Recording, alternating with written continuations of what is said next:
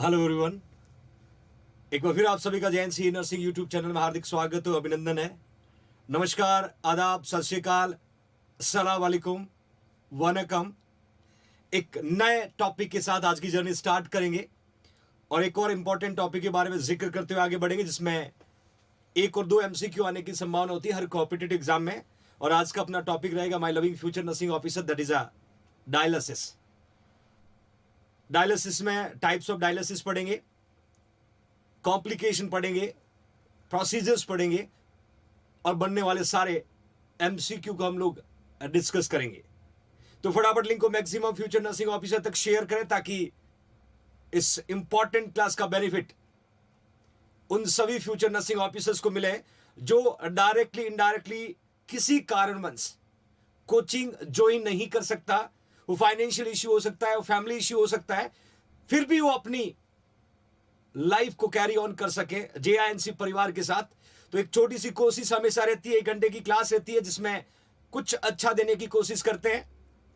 Ravi Roy, Pankaj Chaudhary, Sunita, Veena, Sinku, विनित्री, Priyanka, Deepti, Giriraj Taylor, Sheikh, धीरज, गीता जाट, पवन, अभिनव, ऋतिक, संगीता, आशीष, C K Meghwanshi, Pankaj Saini, Nagesh Chauhan, Monika, Mohammad Rashid, जागृति, हरिओम, उर्मिला, उर्मी, ज्योति, आप सभी का एक बार फिर से जेएनसी परिवार में वेलकम और स्वागत है। आज की जर्नी को कैरी करने से पहले हमेशा की तरह जो मैक्सिमम इंक्वायरी जेआईएनसी ई नर्सिंग के साथ साथ जेआईएनसी नर्सिंग ऑफिसर कोचिंग जोधपुर में रहती है, उसको कैरी करते हुए आगे बढ़ते ताकि आपके डाउट जो है वो क्लियर हो जाए और आपको बार बार कॉल करके इंफॉर्मेशन की जरूरत ना पड़े। मुझे पता है आप सभी की डिमांड जो अभी रिसेंटली जैसे ही जेएनसी ऑफलाइन कोचिंग का डेट का अनाउंस हुआ है और बहुत सारे बच्चे लगातार जोधपुर आ रहे हैं, अपना रजिस्ट्रेशन करवा रहे हैं, हॉस्टल में शिफ्ट हो रहे हैं क्योंकि 24 को 2 मेगा बैच स्टार्ट करने जा रहे हैं। मॉर्निंग बैच का टाइम 8 से 12 और इवनिंग का 3 से 7 होगा। स्पेशली 6 मंथ का बैच होगा और 6 मंथ के अंदर जेआईएनसी गुरुकुल में एक भी छुट्टी नहीं होगी। हर मंगलवार को वीकली टेस्ट होगा और टेस्ट में 150 एमसीक्यू होगा। पेपर के बाद रिजल्ट और रिजल्ट के बाद पेपर डिस्कशन होगा। बच्चों, सारे सब्जेक्ट के प्रिंटेड नोट की 5 बुक्स भी मिलेगी आपको। नर्सिंग के साथ research, admin, education, pharma, micro, image, video base, OT, ICU के आर्टिकल फिजिकली आपके सामने पुट किए जाएंगे ताकि आप टच करके, फील करके फाइंड आउट कर सके कि इस आर्टिकल को क्या बोलते हैं, इसका पर्पस क्या है। तो इस तरीके की गोल्डन अपॉर्चुनिटी के लिए जल्दी से अपना रजिस्ट्रेशन सुनिश्चित करें क्योंकि ऑनलाइन रजिस्ट्रेशन आपको करना होगा। आप फोन पे और पेटीएम कर सकते हैं, नंबर यहां पर दिया हुआ बच्चों। फोन पे और पेटीएम करने के लिए नंबर जो है बच्चों, that we can say 9636, I was put it here, 9636032691। इस नंबर पे फोन पर पेटीएम करें, 1000 रुपीज अपना सीट कंफर्म करें ताकि आप कंफर्टेबली आके अपने बैच को ज्वाइन कर सके। तो it's a glorious opportunity for future generation to join JINC परिवार offline classes. Okay fine, we are going to see further. Here you can see, देखिए मेरे प्रिय फ्यूचर नर्सिंग ऑफिसर्स, बिना मेहनत के कुछ नहीं मिलता दोस्तों। बिना मेहनत के कुछ नहीं मिलता दोस्तों। कुदरत चिड़िया को खाना जरूर देती है, कुदरत चिड़िया को खाना जरूर देती है लेकिन घोंसले में नहीं देती है, घोंसले में नहीं देती है। खाने के लिए जाना पड़ेगा, फाइंड आउट करना पड़ेगा, फिर आप अपने उस भूख को खत्म कर सकते हो। दैट मीन्स मेहनत जो है नहीं करोगे तो जिंदगी में कुछ भी हासिल नहीं होगा। बिना मेहनत कुछ भी हासिल नहीं होगा। सब कुछ मिलेगा बट वहां तक आपको पहुंचना पड़ेगा, वहां तक अपने आप को प्रिपेयर करना पड़ेगा। वैकेंसी आएगी, वैकेंसी आएगी बट वैकेंसी में सेलेक्ट होने के लिए पढ़ना पड़ेगा। वैकेंसी में सेलेक्ट होने के लिए आपको पढ़ना पड़ेगा, मेहनत करनी पड़ेगी। Gita donating 20 rupees to the JINC student fund. Thank you Geeta for super chat. So that means you will prepare yourself, put into the discomfort zone to remove from the comfort zone, work hard, take decision, run towards your destination.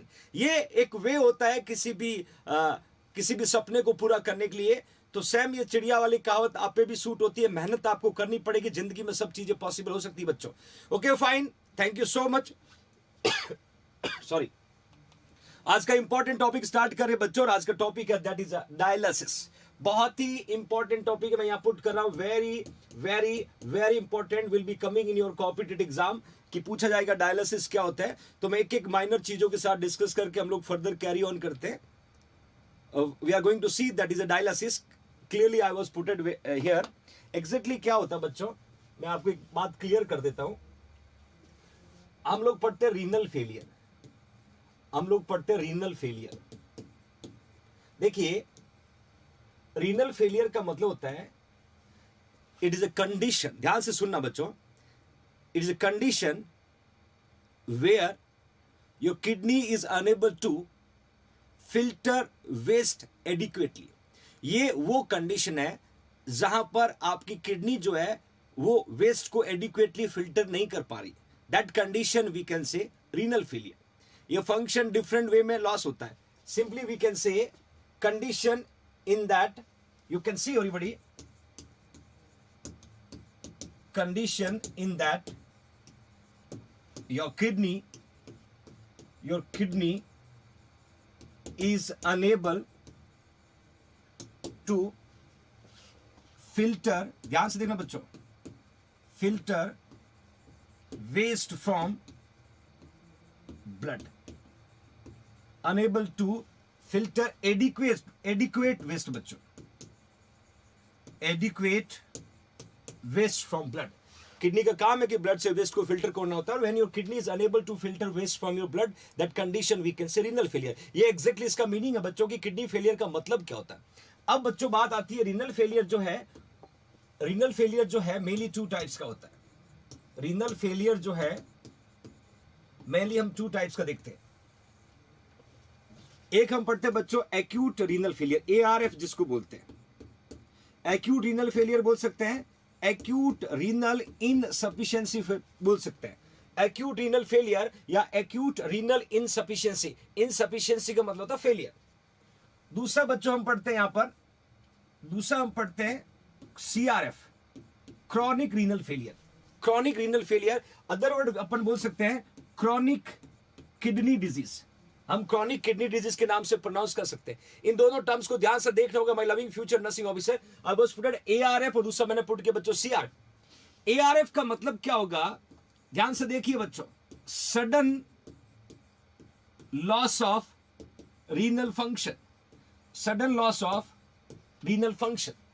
और ये sudden loss जो होगा ये hours two days में, मतलब कुछ घंटे से कुछ दिनों में यदि आपका किडनी काम करना बंद कर दे या काम करना कम कर दे, वो हम क्या कहते हैं बच्चों, वो ARF कहलाएगा। क्या कहलाएगा बच्चों, ARF, acute renal failure. Gate it everybody.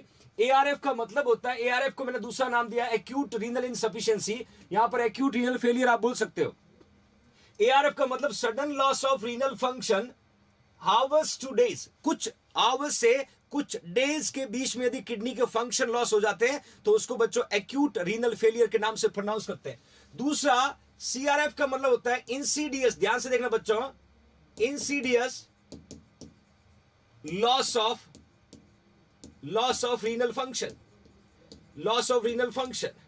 और ये जो होते हैं बच्चों week to month, even year, that condition we can say CRF, that condition we can say CRF। ध्यान से देखना, CRF का मतलब होता है इंसीडियस, का मतलब धीरे धीरे किडनी के फंक्शन लॉस होना, और ड्यूरेशन कुछ वीक लग सकता है, कुछ मंथ लग सकता है, कुछ ईयर्स लग सकता है। उस कंडीशन को हम क्या कहते हैं बच्चों, CRF। क्या कहते हैं, chronic renal failure. Gate it everybody.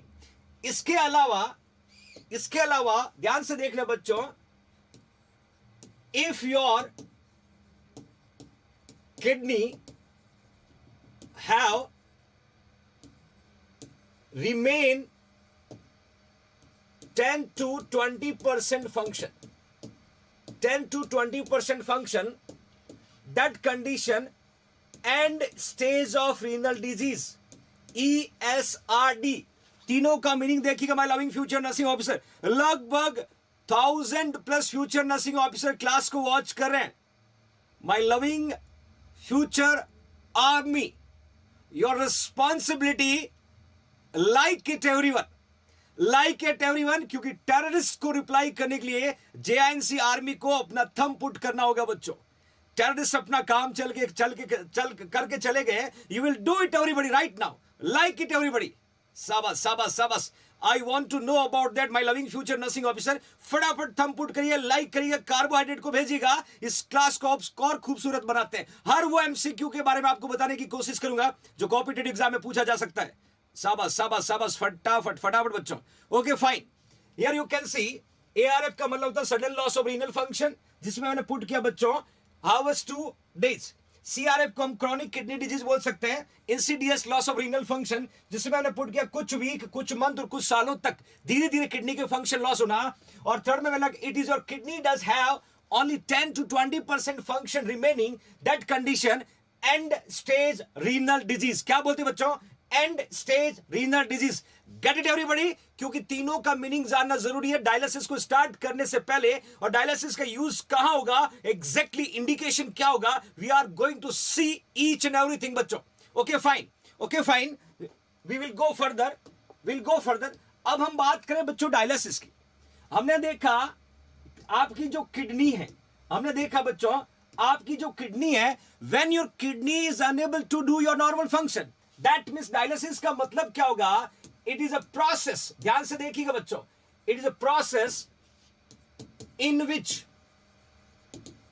Which remove waste from blood when your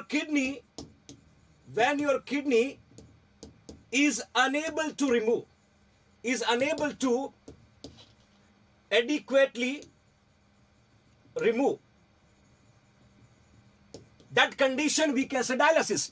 simple meaning हम देख सकते हैं बच्चों डायलिसिस का मीनिंग। यदि हम बात करें my loving future nursing officer, when your is a process in which remove waste from your blood when your kidney is unable to remove। जब आपकी किडनी एडिक्वेटली वेस्ट को ब्लड से नहीं निकाल पा रही है तो हम क्या करेंगे बच्चों, हम डायलिसिस करेंगे।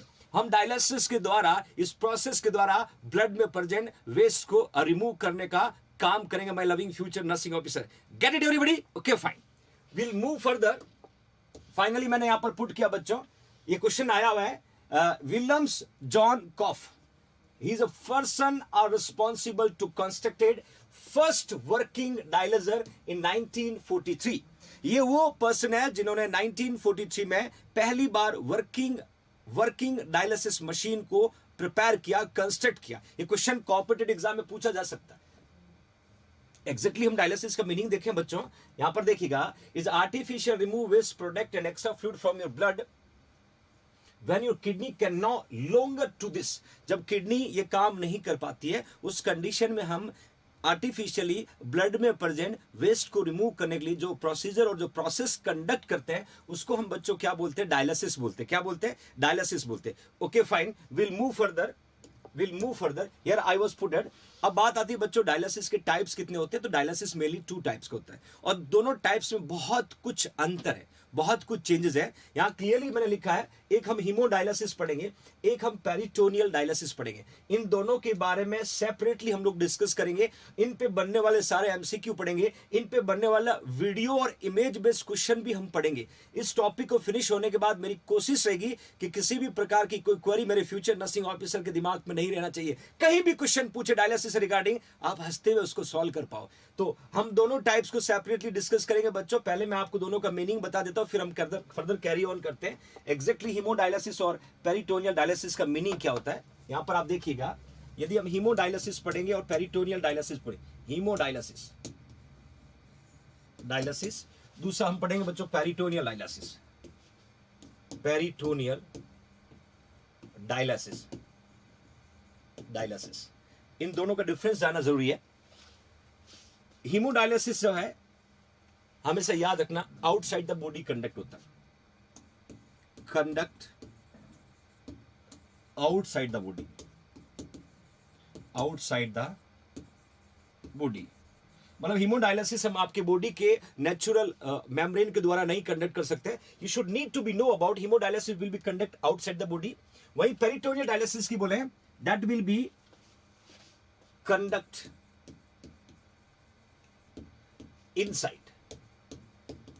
Inside of body. दूसरा डिफरेंस यदि हम देखें, हीमोडायलिसिस जो है नीड डायलिसिस मशीन, और इन डायलिसिस मशीन में क्या चाहिए बच्चों? डायलाइजर। डायलिसिस मशीन में क्या चाहिए बच्चों? डायलाइजर। और वहीं पेरिटोनियल डायलिसिस की बात करें तो conduct with natural peritoneal membrane. यहां पर हमें डायलाइजर चाहिएगा और डायलाइजर में आर्टिफिशियल मेम्ब्रेन होगा जो फिल्ट्रेशन का काम करेगा। वही यदि हम पेरिटोनियल डायलिसिस की बात करें, does have natural peritoneal membrane that is responsible to filter waste from the blood। ये दोनों के बीच में एक मेजर डिफरेंस है।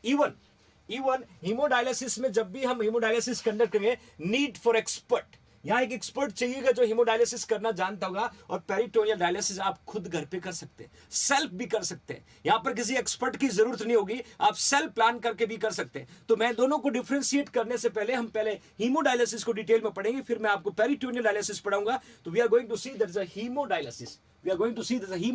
I was put it very well. Remove waste and water by the circulating blood outside through an external filter। और इस filter का नाम क्या बच्चों? डायलाइजर। तो एक चीज तो क्लियर हो गई होगी my loving future nursing officer. Question क्या बनता है कि डायलिसिस जब भी हम करते हैं और डायलिसिस करने के अंदर जो डिवाइस यूज करते हैं, जो मशीन यूज करते हैं, उसको हम क्या बोलते हैं बच्चों? डायलाइजर। और स्पेशली उस मशीन में एक स्पेसिफिक डिवाइस होती है जो फिल्ट्रेशन का काम करता है, जिसमें आर्टिफिशियल मेम्ब्रेन लगी होती है, उसको हम डायलाइजर कहते हैं। मैंने क्लियरली यहां पर मेंशन किया that contain semi permeable membrane, that have semi permeable membrane, that membrane are responsible to filter। इस तरीके का डिवाइस होगा बच्चों, इस तरीके का डिवाइस होगा, ध्यान से देखना, इस तरीके का डिवाइस होगा। इस डिवाइस के अंदर एक तरफ से ब्लड आएगा, ब्लड की एंट्री होगा, एक तरफ से ब्लड की एंट्री होगा, और एक तरफ से जैसे ही आपका ब्लड आएगा तो ब्लड के अंदर डायलाइसेट क्या करेगा? वेस्ट को कैरी कर लेगा, ब्लड फर्दर आएगा, और इसके बीच में क्या लगा होगा बच्चों? सेमी परमिएबल एक मेम्ब्रेन होगा, बट ये आर्टिफिशियल होगा, ये आर्टिफिशियल होगा। We can not say that is a natural. तो आर्टिफिशियल मेम्ब्रेन काम करेगी हीमोडायलिसिस में। वहीं यदि मैं बात करूं पेरिटोनियल डायलिसिस में, तो natural peritoneal membrane are responsible to remove waste from your blood. Get it? दोनों का डिफरेंस बता रहा हूं। बाकी मैं पेरिटोनियल डायलिसिस पूरा आपको अलग से पढ़ाऊंगा बच्चों, ताकि कोई क्वेरी ना रहे। My loving future nursing officer. Okay fine, here I was clearly mention what are the indication should need to do haemodialysis. एक बात क्लियर कर देता हूं, मैंने यहां पर आपको बताया था बच्चों रीनल फेलियर, और रीनल फेलियर मैंने आपको बताया था ARF था, मैंने बताया था CRF था, मैंने बताया था बच्चों and stage of renal disease था। हमेशा ध्यान रखना, ARF, CRF and stage of renal disease. ARF में कॉमनली हम लोग ड्रग से कोशिश करते हैं, यदि ड्रग से रिस्पॉन्ड नहीं करता है तो हम यहां पर हीमोडायलिसिस करेंगे। क्या करेंगे बच्चों? हीमोडायलिसिस करेंगे। क्या करेंगे? हीमोडायलिसिस, और we can say dialysis. CRF और ESRD में ज्यादातर हम क्या करते हैं बच्चों? हम रीनल ट्रांसप्लांट करते हैं। क्या करते हैं? रीनल ट्रांसप्लांट करते हैं। मैं दोनों क्यों करते हो रीजन आपको आगे डिस्क्राइब करूंगा। तो यदि इंडिकेशन की बात करें, यदि इंडिकेशन की बात करें कि कौन से indication are responsible need to be do haemodialysis, तो सबसे पहले लिखा use for the renal failure. अब ARF भी लिखा बच्चों, CRF भी लिखा। अब आपको क्वेश्चन पूछे कि हीमोडायलिसिस कॉमनली किस कंडीशन में यूज करते हैं, तो आपको आंसर क्या लिखना? ARF। आपको आंसर क्या लिखना? ARF। ये एग्जाम का क्वेश्चन है, ये एग्जाम का क्वेश्चन है। क्वेश्चन पूछेंगे कि मोस्ट कॉमनली, क्वेश्चन ऐसा पूछेंगे कि मोस्ट कॉमनली हीमोडायलिसिस कौन सी कंडीशन में यूज करें, आपको आंसर लिखना होगा बच्चों acute renal failure. Because chronic renal failure का कॉज जो है उसमें डायबिटीज मेलाइटस जो है ये मोस्ट कॉमन कॉज होता है। एग्जाम का क्वेश्चन है बच्चों, ये एग्जाम का क्वेश्चन है कि which is the most common cause are responsible for CRF. तो आपको आंसर क्या लिखना होगा, my loving future nursing officer, diabetes mellitus, Pooja Chaudhary. Okay my dear, fine, very well. यहां पर ध्यान से देखिएगा, सडन किडनी के फंक्शन लॉस हो रहे हैं, इंसीडियस किडनी के फंक्शन हो रहे हैं, ये हावर्स 2 डेज में होते हैं, ये वीक, मंथ और ईयर में होते हैं। एआरएफ के अंदर हम ड्रग के साथ साथ हीमोडायलिसिस के द्वारा पेशेंट को रिकवर कर सकते हैं, बट यदि पेशेंट को सीआरएफ हुआ तो सीआरएफ का मोस्ट कॉमन कॉज कौन है, डायबिटीज मेलाइटस। और डायबिटीज मेलाइटस यदि किसी पेशेंट को है और सीआरएफ होता है तो डेफिनेटली उस पेशेंट को 2 कंडीशंस को सफर करना पड़ता है। एक तो रीनल ट्रांसप्लांटेशन हम वहां करते हैं, और दूसरा यदि पेशेंट को डायबिटीज की वजह से हुआ है तो किडनी के साथ साथ पेनक्रियाज भी ट्रांसप्लांट किया जाता है, उसको किडनी पेनक्रियाज ट्रांसप्लांटेशन के नाम से जाना जाता है बच्चों। तो ये क्वेश्चन बनेगा कि which is the most commonly use haemodialysis in, आपको आंसर लिखना है एआरएफ। किसमें यूज करते हैं बच्चों, ARF. Okay fine, will move further. दूसरा मैंने लिखा बच्चों, remove excess fluid, water product and restore electrolyte balance. क्योंकि जब your kidney is unable to filter, क्योंकि किडनी का काम क्या होता है, पीएच को मेंटेन करने का काम होता है, वेस्ट को फिल्टर करने का काम होता है, इलेक्ट्रोलाइट लेवल को मेंटेन करने का काम होता है, बहुत सारे फंक्शन होते हैं आपके किडनी के। जब किडनी नॉर्मल फंक्शन नहीं कर रहा तो डेफिनेटली वेस्ट का लेवल बढ़ेगा। उसके साथ साथ क्या होगा, जैसे ही आपके ब्लड में वेस्ट का, देखिए when increase waste level, waste का मतलब blood urea nitrogen, serum creatinine, then uric acid, ये जो वेस्ट है इनका लेवल जब इंक्रीज हो जाएगा तो हम क्या कहेंगे बच्चों, एजोटीमिया। क्वेश्चन आएगा एग्जाम में, when the increase the waste level in your blood, जब आपके ब्लड में वेस्ट का लेवल बढ़ जाता है तो व्हाट वी कैन से, ये एजोटीमिया वर्ड एग्जाम में पूछा हुआ है। ब्लड में जब भी वेस्ट का लेवल इंक्रीज होगा वो एजोटीमिया कहलाता है। और ब्लड में वेस्ट का लेवल कब इंक्रीज होगा, when your kidney is unable to do the normal function. जब किडनी प्रॉपर काम नहीं करेगी तो वेस्ट फिल्टर नहीं होगा, तो वेस्ट का कलेक्शन किस में बढ़ेगा, ब्लड में बढ़ेगा, और कॉज क्या कर देगा बच्चों, एजोटीमिया। और azotaemia can cause decrease glomerular filtration rate, GFR क्या हो जाएगा बच्चों, कम हो जाएगा। और जीएफआर कम हो जाएगा इंडिकेट करेगा कहीं की पेशेंट की किडनी प्रॉपर काम नहीं करी। ओके फाइन, एजोटीमिया के ऊपर क्वेश्चन यहां पर बन सकता है। दूसरा फर्दर देखते हैं अपन इंडिकेशन में, रिमूव के बाद मैंने पुट किया बच्चों हीमोडायलिसिस में, फर्दर सबसे इंपॉर्टेंट है साइट ऑफ प्लेसमेंट। यहां क्वेश्चन बनेगा कॉम्पिटेटिव एग्जाम के पर्पस से बच्चों, लगभग 1300 future nursing officer consistently class को वॉच करें, that is a way how to teach the future generation. मैं हमेशा कहता हूं बच्चों, यदि JINC है तो भरोसा है, JINC है तो क्वालिटी है, JINC है तो सिलेक्शन है, और JINC है तो मुमकिन है। और इस स्लोगन जो आपने दिया है, और आपने अपनी JNC को जब लोकल से पेंडेमिक बनाया है, आपने अपने JNC को JNC गुरुकुल का टाइटल दिया है, तो JNC की जिम्मेदारी और रिस्पॉन्सिबिलिटी बढ़ गई आपके प्रति। और आपके हर ड्रीम में JNC अपना कंट्रीब्यूट करने की पूरी कोशिश करती है कि जरूर हम कुछ अच्छा करें ताकि फ्यूचर जनरेशन सही ट्रैक पे, सही गाइडेंस में फर्दर कैरी ऑन होते रहे। सपना हर कोई देखता है, बट सपने को पूरा करने के लिए कलेजे में आग चाहिए, एक अच्छे काम करने के लिए कलेजे में आग चाहिए। और वो आग तब तक नहीं बुझनी चाहिए जब तक आप अपने सपने को पूरा नहीं कर सकते हो, क्योंकि सपना पूरा होने से पहले हजारों नेगेटिव थॉट जनरेट करने वाले लोग सोसाइटी में, नियरेस्ट डियरेस्ट फैमिली में, हर जगह आपको मिलेंगे। ताने मारने वाले मिलेंगे, पिंच करने वाले मिलेंगे, आपको डीमोटिवेट करने वाले मिलेंगे। और यदि आपका हंगर बहुत स्ट्रांग है टुवर्ड्स योर ड्रीम, तो धीरे धीरे वो नेगेटिव अटैक करने वाले, when you select in your government job, they will come to put your all the things की हाँ कांग्रेचुलेशन। और इस अनहोनी को होनी में कन्वर्ट करना है। जो नेगेटिव थॉट अपने ऊपर पुट करते हैं उनको पॉजिटिव में करना होता है। तो आपकी सबसे बड़ी ताकत आप अपनी बना सकते हो, और वो ताकत जब बनेगी जब आप सेंट्रल गवर्नमेंट में सेलेक्ट हो जाओगे। जब सेंट्रल की तैयारी करोगे तो स्टेट तो वैसे ही अपना है बच्चों, जब हम सेंट्रल की तैयारी करेंगे तो स्टेट वैसे ही अपना रहेगा। तो अपना हंगर कम नहीं करना है, 5 बजे उठने की आदत कम नहीं करनी है, सपने देखे उसको 2021 में पूरे करने हैं। वैकेंसी अनलिमिटेड आपके सामने होगी, हार नहीं माननी है। गिरेंगे उठेंगे पर चलते रहेंगे, तब तक चलेंगे जब तक डेस्टिनेशन तक नहीं पहुंचते। और ये हंगर कम नहीं करना बच्चों। और इसमें मैं और जेएनसी परिवार जो कंट्रीब्यूट कर सकते हैं, हम शिद्दत से हर सिचुएशन में आपके पीछे बैकबोन के रूप में खड़े रहेंगे बच्चों। ऑफलाइन क्लासेस स्टार्ट होगी, बट फिर भी मेरी कोशिश जारी होगी कि जरूर कुछ आपको देता रहूं, ताकि आपका जो रेगुलरिटी बनाए। आपने जो मास्लो हिरार्की में जेएनसी जोधपुर को ऐड किया है, 4 बजे का जो शेड्यूल आपने अपने लाइफ में फिक्स किया है, ये शेड्यूल आपको उन्नति की ओर ले जाए, ये मेरी हमेशा यही सोच होती है। और आपकी तरक्की, आपका सिलेक्शन और मेरी कामयाबी बच्चों, वही मेरी खुशी है, वही मेरी दुनिया में हमेशा कहता हूं, you are the my world, my future generation.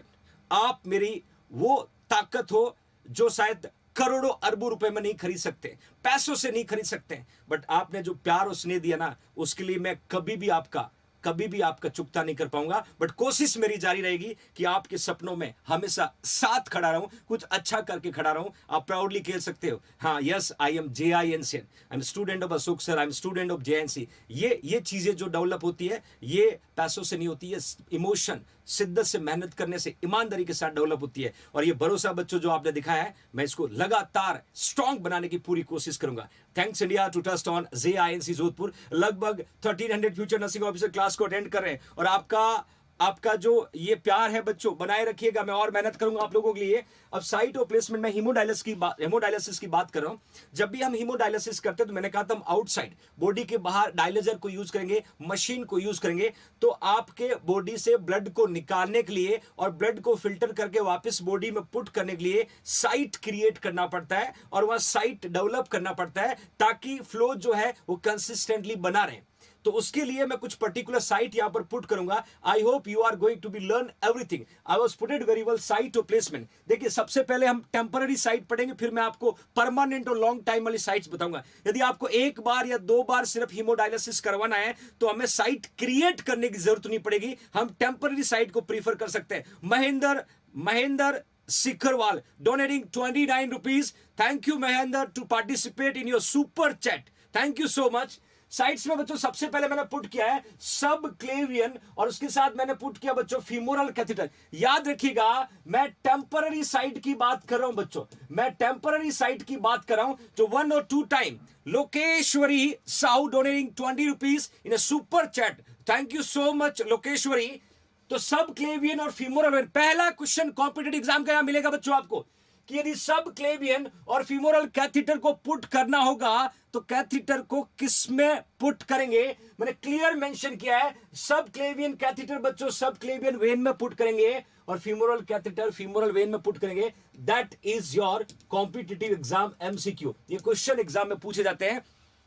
Thank you so much Gayatri. ये क्वेश्चन एग्जाम में पूछेंगे। मैंने सब क्लेवियन का पुट किया है, फीमोरल का पुट किया है। ये टेम्पररी साइट बता रहा हूं, किस तरीके से पुट करना है, किस तरीके से यूज करना है, ये लेटर मैं आपके साथ डिस्कस करूंगा। सब क्लेवियन और फीमोरल, इधर आप इमेज की तरफ देखिएगा बच्चों, मैंने दोनों क्लियरली पुट किया। ये पेशेंट का सब क्लेवियन साइट है, ये पेशेंट का सब क्लेवियन साइट है, और सब क्लेवियन वेन में आपने कैथीटर पुट किया।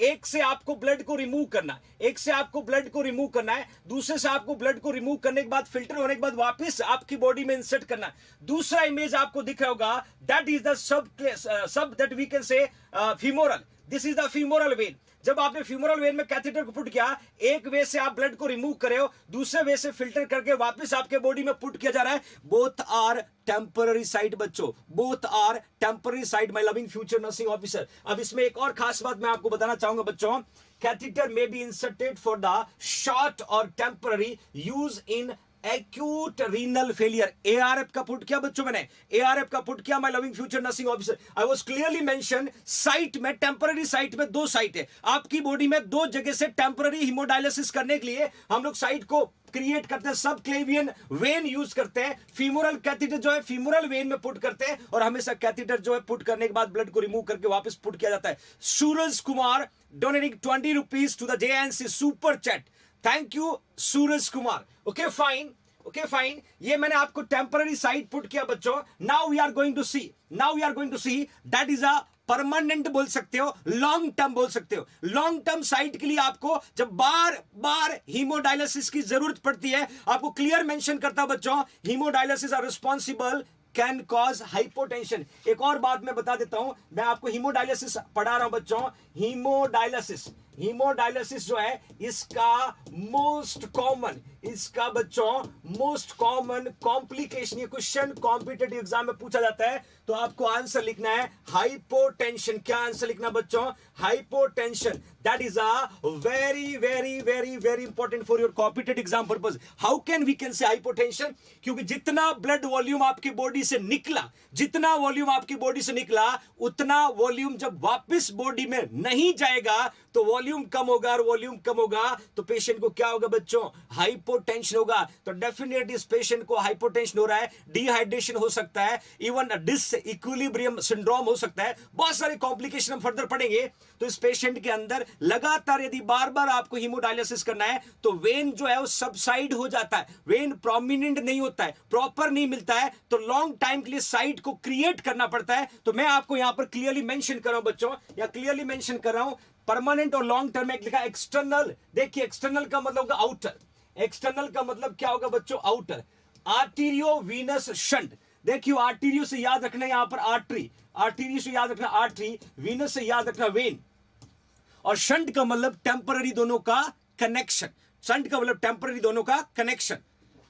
इस पिक्चर में देखिएगा बच्चों, ये जो दिख रहा है ये आर्टरी है, ये जो दिख रहा है बच्चों ये आर्टरी है, ये जो दिख रहा है ये आपका वेन है, और ये जो दिख रहा है ये शंट है। क्या है बच्चों? शंट है। अब एक्सटर्नल का मतलब आउटसाइड, एक्सटर्नल का मतलब आउटसाइड, इसको शॉर्ट में एवी शंट बोल सकते हैं, एक्सटर्नल आर्टेरियो वीनस शंट। क्या होगा ध्यान से देखना बच्चों, क्या होगा जब यहां आर्टरी से हम हीमोडायलिसिस करते समय जब कैथीटर को कनेक्ट करेंगे तो यहां से ब्लड निकलेगा, और फिल्टर होने के बाद जब ब्लड होगा वो वेन के द्वारा वापस चला जाएगा। तो ये एक्सटर्नल जो कनेक्शन पुट किया है, एक्सटर्नल जो कनेक्शन पुट किया है, इस कनेक्शन को यहां रिमूव करेंगे, और डायलिसिस मशीन पे जब पेशेंट को पुट करेंगे तो आर्टरी से ब्लड आएगा, वेन से ब्लड वापस जाएगा, और ये ब्लड जब वापस जाएगा तो ये फिल्टर होके पहुंचेगा। इसमें प्रेजेंट वेस्ट जो है वो डायलिजर के द्वारा, डायलिसेट के द्वारा रिमूव हो जाएगा, और पेशेंट के बॉडी में वेस्ट का लेवल धीरे धीरे क्या होने लगेगा बच्चों? कम होने लगेगा। Get it everybody? We are going to see. Okay fine, okay fine. इसमें मैंने मेंशन किया बच्चों, 2 सिलास्टिक कैनुला, यहां पर दिख रहा होगा, 2 silastic cannula are surgically inserted into the artery और वेन इन अ फोरआर्म और लेग। आपके लेग में क्रिएट कर सकते हैं, फोरआर्म में क्रिएट कर सकते हैं, to form external blood path. Blood का एक्सटर्नल पैथ क्रिएट करने के लिए हम एक्सटर्नल बाहरी आर्टेरियो वीनस शंट पुट करते बच्चों। और ये क्वेश्चन कॉम्पिटिटिव एग्जाम में पूछा हुआ है कि which is the example of long term या permanent site to develop doing the haemodialysis. तो आपको आंसर क्या पुट करना बच्चों? External arteriovenous shunt. मैं फर्दर और बताऊंगा, फर्दर और के बारे में डिस्कस करूंगा, बट ये कॉन्सेप्ट यहां पर आपका क्लियर हो जाना चाहिए that we are going to see further, we are going to see further. मैंने दूसरा पुट किया, यहां पर ध्यान से देखिएगा, यहां पर ध्यान से देखिएगा, इंटरनल वो बाहरी था, और इंटरनल का मतलब क्या हो गया बच्चों? इनर। इंटरनल का मतलब क्या हो गया? इनर। Arteriovenous fistula. देखिए बच्चों, फिस्टुला का मतलब होता है एबनॉर्मल कनेक्शन, फिस्टुला का मतलब होता है abnormal connection, abnormal connection, we can say temporary connection बोल सकते हैं। आपने पढ़ा होगा बच्चों tracheoesophageal fistula, abnormal connection, we can say fistula. Get it every future nursing officer. Here you can see it is a created surgically by anastomosis. देखिए anastomosis terms का meaning समझना होगा। यहां पर देखिएगा, ये पेशेंट का कोई भी बॉडी का वो ऑर्गन या ब्लड वेसल्स है, इसको हमने सेंटर से कट किया, और कट करने के बाद इसको रिमूव किया, और रिमूव करने के बाद में इसको वापस आपस में कनेक्ट कर दिया। That process we can say anastomosis, that process we can say anastomosis. तो एनास्टोमोसिस हम किसमें करते हैं बच्चों?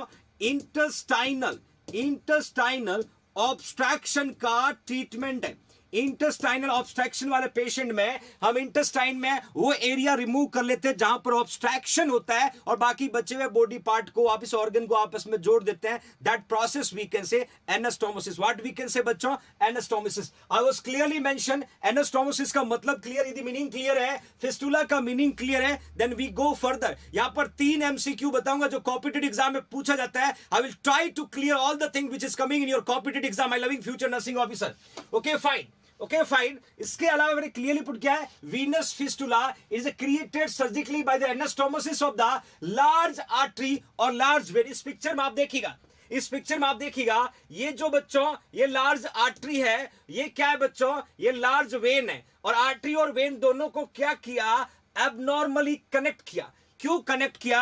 क्योंकि आपको बार बार जब कैथेटर को पुट करना होता है, ब्लड को निकालना और ब्लड को वापस रीइंसर्ट करना, तो साइट क्रिएट करना पड़ता है. और साइट क्रिएट करने के लिए इस तरीके से एबनॉर्मल कनेक्शन डेवलप करना पड़ता है by the surgical incision, surgical intervention. You should need to be know every future nursing officer that process we can say arteriovenous fistula.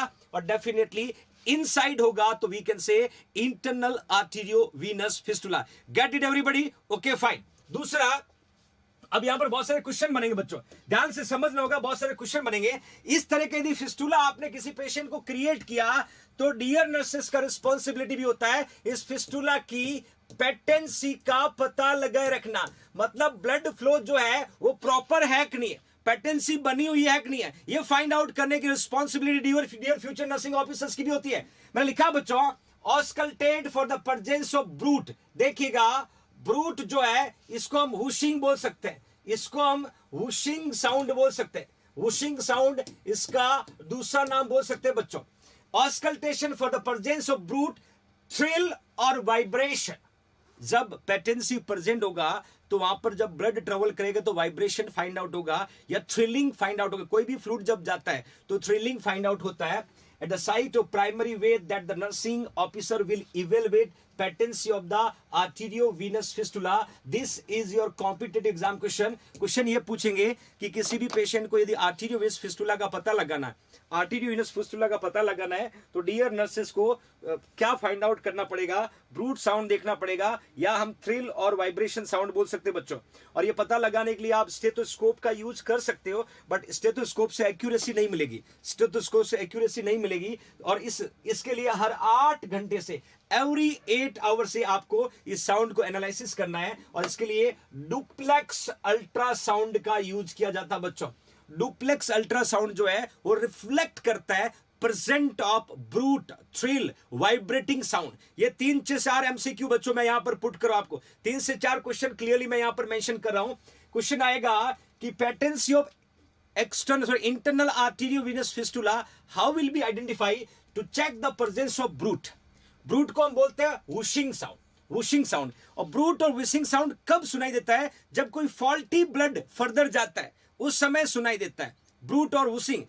Question पूछेंगे कि ये पेटेंसी हर कितने घंटे में चेक करना है, तो आपको आंसर पुट करना बच्चों, you should be assist every 8 hour. और किससे मॉनिटर किया जाता है? Duplex ultrasound. क्योंकि क्लियरिटी चाहिए, एक्यूरेसी चाहिए, और एक्यूरेसी का पता लगाना है तो डेफिनेटली अल्ट्रासाउंड में भी डुप्लेक्स करते हैं बच्चों. रुपिंदर कौर, बहुत ही शानदार, my loving future nursing officer. That is your competitive exam MCQ. Duplex, 8 hourly, brute sound, internal arteriovenous fistula. 4 अलग अलग क्वेश्चन यहां पर बनेंगे. प्रायोरिटी रिस्पॉन्सिबिलिटी पूछे तो पेटेंसी को चेक करना है. आपको पता होगा जब हम एबीजी एनालिसिस करते हैं, जब हम एबीसी एनालिसिस करते हैं, और एबीसी से पहले बच्चों एक टेस्ट करते हैं, एलन टेस्ट. कौन सा टेस्ट करते हैं? वहां पर एलन टेस्ट करते हैं. और एलन टेस्ट में क्या चेक करते हैं बच्चों? पेटेंसी चेक करते हैं. क्या चेक करते हैं? पेटेंसी चेक करते हैं. Okay fine, will move further.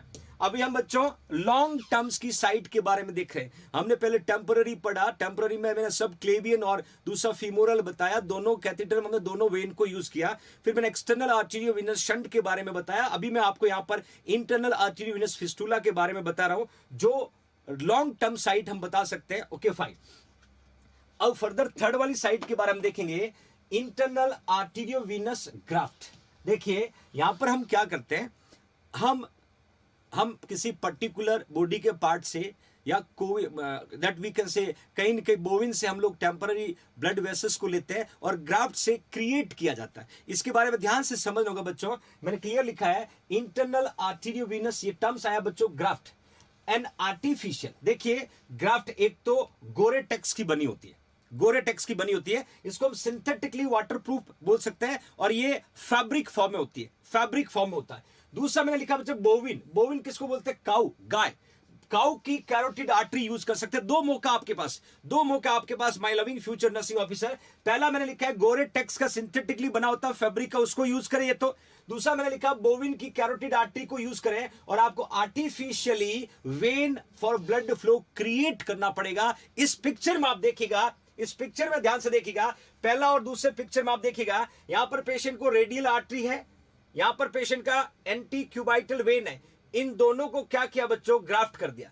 दोनों को क्या किया? ग्राफ्ट कर दिया। और इस ग्राफ्ट से ब्लड को निकालेंगे और ब्लड को इंसर्ट करेंगे। दूसरे में देखोगे ब्रेकियल आर्टरी और एंटी क्यूबाइटल वेन है, इन दोनों को आपस में कनेक्ट किया। इस पिक्चर में ध्यान से देखिएगा, पिक्चर में ध्यान से देखिएगा, इन दोनों को आपस में कनेक्ट किया। My loving future nursing officer then will be identify. तो ये दोनों जो यहां आपको दिख रहा है that is a grafting, that is a grafting. और ये जो हम यूज कर रहे हैं, ये जो हम यूज कर रहे हैं, ये दो फॉर्म में हो सकता है, दो फॉर्म में हो सकता है। एक सिंथेटिकली मेड आता है, गोरेटेक्स का बना होता है, फैब्रिक फॉर्म में रहता है। दूसरा हम कोविन का कैरोटिड आर्टरी यूज कर सकते हैं। ये दो तरीके हैं आर्टिफिशियली ग्राफ्टिंग क्रिएट करना for the hemodialysis, for the hemodialysis. आपसे पूछा जा सकता है my loving future nursing officer Neha Soni, very good evening dear, पूछा जा सकता है गोरेटेक्स के बारे में, पूछा जा सकता है बोविन की कैरोटिड आर्टरी के बारे में पूछा जा सकता है। You will be able to give answer that is a internal arteriovenous. Graft की बात कर रहा हूं, ग्राफ्ट की बात कर रहा हूं my loving future nursing officer. Okay fine. इसके अलावा यदि हम इंटरनल आर्टेरियोवेनस ग्राफ्ट की बात की, उससे पहले हमने इंटरनल आर्टेरियोवेनस फिस्टुला की बात की, उससे पहले हमने एक्सटर्नल आर्टेरियोवेनस शंट की बात की। बच्चों मैं सभी का इमेज पुट कर रहा हूं, ध्यान से देखिएगा, मैं सभी का इमेज यहां पर पुट कर रहा हूं। पहली पिक्चर आपको दिख रहा होगा जिसके अंदर मैंने एक टेफ्लॉन कैथेटर पुट किया है, शंट बोल सकते हैं बच्चों। यहां पर आप एक्सटर्नल आर्टेरियोवेनस मैंने शंट बोलता था।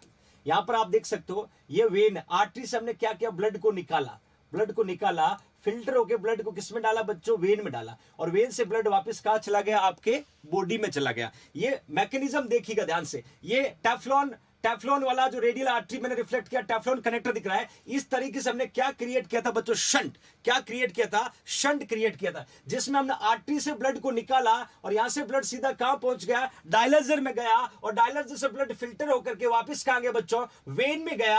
और ये वेन से ब्लड वापस कहां पहुंच गया? हार्ट में पहुंच गया। कहां पहुंच गया? हार्ट में पहुंच गया। That is a example. उसके साथ दूसरी तरफ देखिएगा, यहां पर मैंने क्लियरली मेंशन किया बच्चों ग्राफ्टिंग। यहां पर आप पिक्चर में देख सकते हैं that you can see everybody, anti cubital when दिख रहा है, ब्रेकियल आर्टरी दिख रहा है, दोनों में आपको ग्राफ्ट दिख रहा होगा। और मैंने कहा था ग्राफ्ट आप गोरेटेक्स का यूज कर सकते हैं या बोविन की कैरोटिड आर्टरी को यूज कर सकते हो। Okay fine. एक मैंने आपको बताया इंटरनल आर्टेरियोवेनस फिस्टुला बच्चों। इस पिक्चर में देखिएगा, ये जो दिख रहा है ये वेन है और ये जो दिख रहा है ये आर्टरी है। इन दोनों को आपस में क्या किया? एबनॉर्मल कनेक्शन किया बच्चों। क्या किया हमने? एबनॉर्मल कनेक्शन किया और क्लियरली दिखा है आर्टरी से आपने ब्लड को निकाला, वेन से ब्लड को वापस पुट किया। That is a way how to create support each other. That is a example of internal arteriovenous fistula. Get it everybody? ये इस तरीके इमेज बेस्ड क्वेश्चन आ सकता है। Indra Kumar donating 20 rupees to the JINC student fund. Thank you Indira Kumar for super chat with JINC Jodhpur बच्चों। तो get it everybody? Okay fine. अब मैंने यहां पर आपको क्लियरली साइट बता दिया। जब साइट पूरी हो जाती है तो अब फर्दर हम प्रोसीजर की तरफ बढ़ेंगे। साइट जब पूरी हो जाती है तो हम प्रोसीजर की तरफ बढ़ेंगे और फाइनली हम डायलिसिस करने की तैयारी में, हम डायलिसिस करने की तैयारी में बच्चों।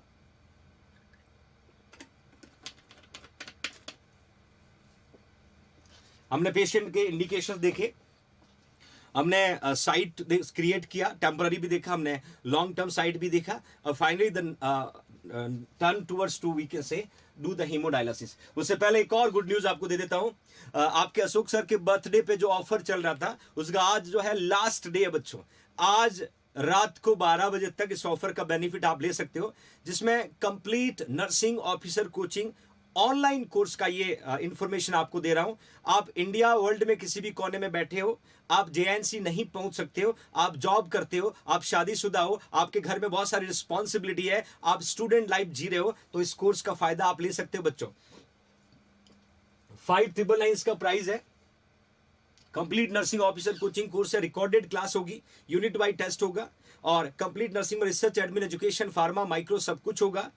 प्रीवियस 5 साल के पेपर होंगे, इसके साथ साथ स्पेशली बच्चों ओटी, आईसीयू, रीजनिंग, मैथ्स, सब कुछ होगा जो 3rd ईयर वाले बच्चे ले सकते हैं, 4th ईयर वाले बच्चे ले सकते हैं, क्योंकि 3rd ईयर वाले बच्चों के लिए 2 साल की वैलिडिटी है, 4th ईयर वाले बच्चों को 1 ईयर की वैलिडिटी है। इस गोल्डन अपॉर्चुनिटी को आप लेकर के घर पे अपने को मेंटली प्रिपेयर कर सकते हो कि क्या कोचिंग है, क्या कंटेंट है, कहां क्वेश्चन पूछा जाता है, और आप अपने आप को अभी से उस माहौल में ढाल सकते हो जो आने वाले 1 और 2 साल के बाद आपको चाहिए। 3rd year 4th year running वाले बच्चे इसका बेनिफिट ले सकते हो, सारे सब्जेक्ट आपके पुट किए, तो इज अ गोल्डन अपॉर्चुनिटी। और ज्योति सारस्वत, कोई इंफॉर्मेशन चाहिए बच्चों, यहां पर नंबर दे रखे हैं, मैं लिख देता हूं, देखिए 7357392691, ये नंबर है। दूसरा 9636032691 पर आप क्वेरी, ये जेआईएनसी के कस्टमर केयर नंबर, आप कॉल करके इंफॉर्मेशन ले सकते हो। और फुल कोर्स है, जिन बच्चों ने लिया है आपके साथ ऑनलाइन ई नर्सिंग क्लास में प्रेजेंट होंगे, वो आपको बेहतर रिव्यू दे सकते हैं कि क्या कंटेंट है, क्या क्वालिटी है, क्या इंपॉर्टेंट है। मैं हमेशा कहता हूं इस कोर्स के बाद किसी भी बुक की जरूरत नहीं पड़ेगी बच्चों, आप किसी भी बुक में जाओगे वो एमसीक्यू आंसर आपके पास पहले से होंगे। ये क्वालिटी एजुकेशन आपका जेएनसी ई नर्सिंग देता है, इसको जरूर आप अपने लाइफ में शामिल करें और अपने आप को जॉब के और करीब लेके जाइए। My loving future nursing officer. Okay fine, will move further. अब बच्चों एक क्वेश्चन आता है, जैसे हमने बात की, जैसे मैंने यहां पर आपको बताया कि डायलिसिस, ध्यान से देखिएगा, हमने डायलिसिस की बात की। डायलिसिस क्या था बच्चों? प्रोसीजर। डायलिसिस क्या था? प्रोसीजर। फिर आप पढ़ेंगे डायलाइजर। डायलाइजर क्या है? डिवाइस। डिवाइस बोल सकते हैं, मशीन बोल सकते हैं, मशीन बोल सकते हैं जिसका यूज करते हैं हम वेस्ट को फिल्टर करने। अब आएगा बच्चों डायलासेट। डायलासेट क्या है? वो सब्सटेंस, ध्यान से देखना बच्चों, वो सब्सटेंस है जो क्या करता है, जो रिमूव करता है। किसको रिमूव करता है? वेस्ट को रिमूव करता है। कहां से रिमूव करता है बच्चों? ब्लड से रिमूव करता है। कहां से रिमूव करता है? ब्लड से रिमूव करता है। उस सब्सटेंस का नाम है डायलासेट। तीनों चीजें आप ध्यान से देखिएगा बच्चों, इस सब्सटेंस को। डायलिसिस क्या था बच्चों? प्रोसीजर था जिसमें किडनी काम करना बंद कर देती है, तो वेस्ट को रिमूव करने का प्रोसीजर को डायलिसिस कहते हैं। डायलिसिस मैंने 2 तरीके के बताया, हीमोडायलिसिस और एक पेरिटोनियल डायलिसिस। दूसरा डायलाइजर किसको बोलेंगे बच्चों? डिवाइस और मशीन को बोलेंगे जो हम डायलिसिस करने में यूज करें। समझ में आ रहा है ना बच्चों? डायलिसिस करने में यूज करें। और डायलासेट क्या है? The substance which use to remove waste from your blood. तीनों का मीनिंग क्लियर होना चाहिए बच्चों, तीनों का मीनिंग क्लियर होना चाहिए। I hope you are able to get all the things which is I try to teach you my dear. तो ये तीनों का मीनिंग अलग है, डायलिसिस अलग है, डायलाइजर अलग है, डायलासेट अलग है। Okay fine. अब क्या होता है बच्चों, ये जो डायलासेट है, इस डायलासेट के कंपोजिशन क्या है, क्या सब्सटेंस इसमें किस किस कॉम्प्लिकेशन से भी आपको प्रिवेंट करने का काम करेगा। मैंने कहा था कि हीमोडायलिसिस वाले पेशेंट को डिसइक्विलिब्रियम सिंड्रोम हो सकता है, मैंने कहा था बच्चों इलेक्ट्रोलाइट इंबैलेंस हो सकता है। तो ये डायलासेट जो सब्सटेंस है, ये कहां तक कंट्रीब्यूट करेगा, इस सब्सटेंस में क्या क्या कंपोजिशन होते हैं, ये आपको जानना बहुत जरूरी बच्चों, ये आपको जानना बहुत जरूरी है। Here you can see everybody, here you can see everybody, I was put it very well. Dialysate fluid composition, ये क्वेश्चन आ सकता है एग्जाम में। यहां मैंने लिखा, देखिए बच्चों, सोडियम होता है आयंस में, पोटेशियम होता है, कैल्शियम होता है, HCO3 होता है, एसीटेट होता है, इवन बच्चों कैल्शियम के अलावा मैग्नीशियम होगा बच्चों, ग्लूकोज होगा, और ये इनकी कंपोजिट मात्रा है, अमाउंट है। आप देखो सोडियम 132 से 145 है, पोटेशियम 0 से 4 है, सबका यूनिट बच्चों मिली इक्विवेलेंट पर लीटर है, मिली इक्विवेलेंट पर लीटर है। उसके अलावा HCO3 0 से 40 बच्चों, एसीटेट 237 है। उसके अलावा मैग्नीशियम और ग्लूकोज की हम बात करें बच्चों, इस तरह का ग्लूकोज जो है वो लगभग 0 से 200 mg पर डीएल बच्चों, mg पर डीएल है। ये मैं ग्लूकोज के अमाउंट की बात कर रहा हूं। ये वो कंपोजिशन सब्सटेंस है जो डायलासेट में प्रेजेंट होता है बच्चों। ये आपको जब कंपोजिशन पता होगा तो कॉम्प्लिकेशन के बारे में आप बहुत अच्छे से लर्न कर सकते हो बच्चों। तो that gets everybody, sodium, potassium, calcium, जितने भी सब्सटेंस है, इनमें एग्जाम में क्वेश्चन क्या पूछेगा कि विच इज द सब्सटेंस या all the substance present in dialysate except, ऐसे क्वेश्चन एग्जाम में आते हैं, ऐसे क्वेश्चन कॉम्पिटेटिव एग्जाम में पूछे जाते हैं। Here we can see my loving future nursing officer hemodialysis procedure. देखिए, हीमोडायलिसिस को स्टार्ट करने से पहले डियर नर्सिंग ऑफिसर की कुछ रिस्पॉन्सिबिलिटी होती है। वहां क्वेश्चन बनेंगे आपको कॉम्पिटेटिव एग्जाम के पर्पस से। ध्यान से सुनना बच्चों, ध्यान से सुनना। पहला क्वेश्चन क्या बनेगा, मतलब यूज एंटीकोगुलेंट। जब भी पेशेंट को हीमोडायलिस किया जाता है तो एंटीकोगुलेंट को यूज करते हैं to prevent blood clot from forming within the dialyser और ब्लड ट्यूबिंग। क्या होता है, आगे मैं पूरा आपको प्रोसीजर समझाऊंगा, वीडियो भी दिखाऊंगा। जब पेशेंट का ब्लड बॉडी, सपोज ये पेशेंट का बॉडी है, बॉडी से ब्लड निकला और किस में गया बच्चों, डायलिसर में गया। किस में गया, डायलिसर में गया, और वापस फिल्टर होके कहां चला गया बच्चों, बॉडी में गया। तो जो ये पाथवे रन कर रहा है, ये क्या बच्चों, ट्यूब्स होगा। ये क्या होगा, ट्यूब। तो इस ट्यूब में ब्लड क्लॉट होने के चांसेस होते हैं, ब्लड क्लॉट होने के चांसेस होते हैं। इस डायलिसर में भी ब्लड क्लॉट होने के चांसेस होते हैं। तो ब्लड क्लॉट होगा तो ऑब्स्ट्रक्शन कॉज होगा। तो इस कंडीशन में हम किसको यूज करते हैं बच्चों, हम हिपेरिन को यूज करते हैं। किसको यूज करते हैं बच्चों, हिपेरिन को यूज करते हैं। और हिपेरिन कौन है, ये एंटीकोगुलेंट बच्चों। इसका काम है ब्लड को क्लॉट होने से प्रिवेंट करना। इवन माय डियर, हिपेरिन जो है ये we can say natural anticoagulant बोल सकते हैं इसको। ये क्वेश्चन एग्जाम का, इसको हम नेचुरल एंटीकोगुलेंट बोल सकते हैं बच्चों, एंटीकोगुलेंट बोल सकते हैं। दूसरा, हिपेरिन जो बच्चों आईवी एंटीकोगुलेंट भी कह सकते हैं, आईवी एंटीकोगुलेंट के नाम से कह सकते हैं। तीसरा, एक सेल है जिसका नाम है बेसोफिल, और बेसोफिल किसका पार्ट है, डब्ल्यूबीसी का। ये किसका प्रोडक्शन करता है, हिपेरिन का। कोई क्वेश्चन एग्जाम में आपसे पूछ सकता है, क्या पूछेंगे कि which is the cell are responsible to secrete heparin in your body. आपकी बॉडी में हिपेरिन का नेचुरल प्रोडक्शन कौन सा सेल करता है, आपको आंसर लिखना बेसोफिल। बेसोफिल किसका पार्ट है बच्चों, डब्ल्यूबीसी का। ये हिपेरिन को नेचुरली सेक्रीट करता है आपकी बॉडी में, और हिपेरिन का काम होता है टू प्रिवेंट ब्लड क्लॉट को फॉर्मेशन होने से प्रिवेंट करने का काम करता है। तो डेफिनेटली क्वेश्चन यदि एग्जाम में पूछे कौन सा एंटीकोगुलेंट यूज करते हैं हीमोडायलिसिस में, तो आपका आंसर क्या होगा बच्चों, हिपेरिन। आपका आंसर क्या होगा, हिपेरिन। ओके फाइन, बाकी डिटेल में हिपेरिन ऑलरेडी हम पढ़ चुके हैं। दूसरा, heparin most common use to drug to prevent the clot formation. ये क्वेश्चन मैंने कहा था एग्जाम में कई बार पूछा है, ये क्वेश्चन एग्जाम में कई बार पूछा है, बहुत सारे क्वेश्चन यहां पर बनेंगे। और हिपेरिन का जो इफेक्ट है वो 6 आवर्स तक होता है। एक बार हिपेरिन आपने किसी पेशेंट को दे दिया तो अगले 6 घंटे तक वो हिपेरिन काम करेगा, 6 आवर तक वो हिपेरिन काम करेगा। My loving future nursing officers. Okay fine, will move further. यदि फर्दर हम देखें, hemodialysis treatment last about 4 hour. ये क्वेश्चन कॉम्पिटेटिव एग्जाम का है कि हीमोडायलिसिस प्रोसीजर में एक बार हीमोडायलिसिस पूरा होने में कितने आवर्स का टाइम लगता है। तो आपको आंसर लिखना बच्चों 4 आवर्स। ज्यादातर बुक में 3 to 4 आवर्स दिया हुआ है। ये क्वेश्चन कई बार एग्जाम आया है, एक हीमोडायलिसिस पूरा होने में कितना टाइम लगता है, आंसर 4 आवर। यदि एवरेज दिया तो 3 to 4 आवर पुट करना है। This is your competitive exam question, my loving future nursing officer. ये चीजें आपको लर्न करना है if you need to crack coming competitive exam. हर वो छोटी और बारीकी जो उस क्वेश्चन में बनती है वो अपने पास लॉन्ग टर्म मेमोरी में स्टोर हो जाना चाहिए, क्योंकि गजनी नहीं बनना है, गजनी नहीं बनना बच्चों, आइंस्टीन बनना है। लंबे समय तक स्टोर करना है, क्योंकि मैं हमेशा कहता हूं आपकी अपनी प्रॉपर्टी, आपकी अपनी अमानत आपका नॉलेज है। और ये ऐसी प्रॉपर्टी है, चाहे कोविड-19 आ जाए, चाहे डिजास्टर हो जाए, चाहे पैर कट जाए, ये कभी कोई छीन नहीं सकता आपसे। ध्यान रखना, डॉक्यूमेंट लॉस हो सकते, जॉब लॉस हो सकती है, सब कुछ खत्म हो सकता है, बट अपनी प्रॉपर्टी, अपना नॉलेज दुनिया की कोई ताकत अपने से छीन नहीं सकती बच्चों। और इसको जितना बढ़ाओगे उतना आप लाइफ में स्ट्रांग बनोगे, उतना आप लाइफ में बेहतर सर्वाइव करोगे, उतना आप जिंदगी में और आगे बढ़ोगे। इसलिए यदि बढ़ाना है बच्चों तो प्रॉपर्टी कौन सी बढ़ाना, दिस इज योर नॉलेज।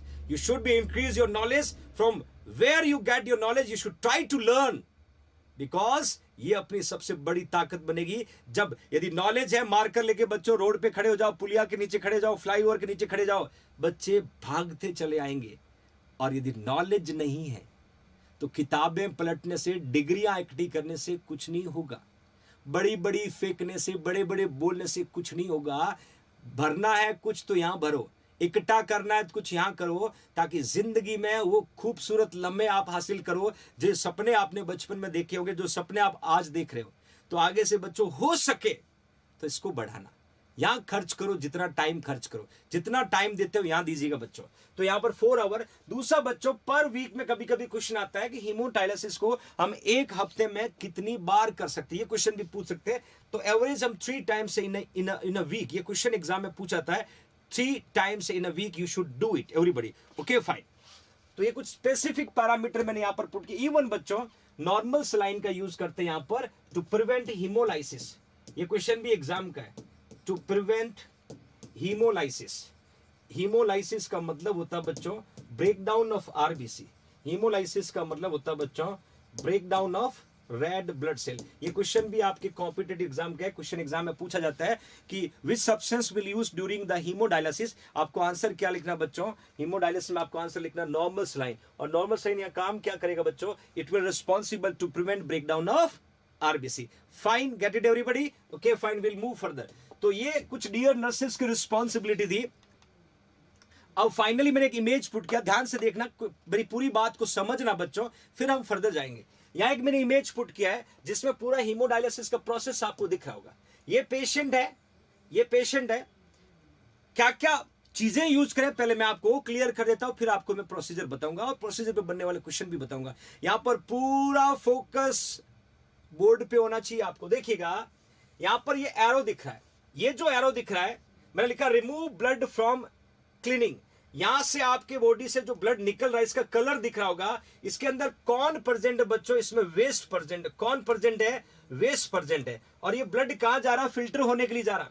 यहां से जब आपके बॉडी से ब्लड निकला तो एक डिवाइस लगा जिसको हम बोलते हैं आर्टीरियल प्रेशर मॉनिटर, क्योंकि मैंने कहा था ब्लड कहां से निकलता, आर्टरी से। कहां से निकालते बच्चों, आर्टरी से। जो आर्टरी से ब्लड निकला तो यहां पर आर्टीरियल प्रेशर मॉनिटर ने प्रेशर को मॉनिटर किया और फर्दर ब्लड पंप के द्वारा ये ब्लड कहां पहुंचा, ये डायलाइजर में पहुंचेगा। याद रखिएगा बच्चों, डायलाइजर में पहुंचने से पहले यहां पर आपको दिख रहा होगा हिपरिन लगा हुआ ट्यूब में, आपको दिख रहा होगा बच्चों हिपरिन लगा हुआ ट्यूब में। दूसरा आपको दिख रहा होगा बच्चों नॉर्मल सलाइन लगा हुआ है। मैंने दोनों का पर्पस आपको बताया था, नॉर्मल सलाइन और हिपरिन दोनों ब्लड को डायलाइजर में एंटर होने से पहले ही कनेक्ट कर दिए जाते हैं।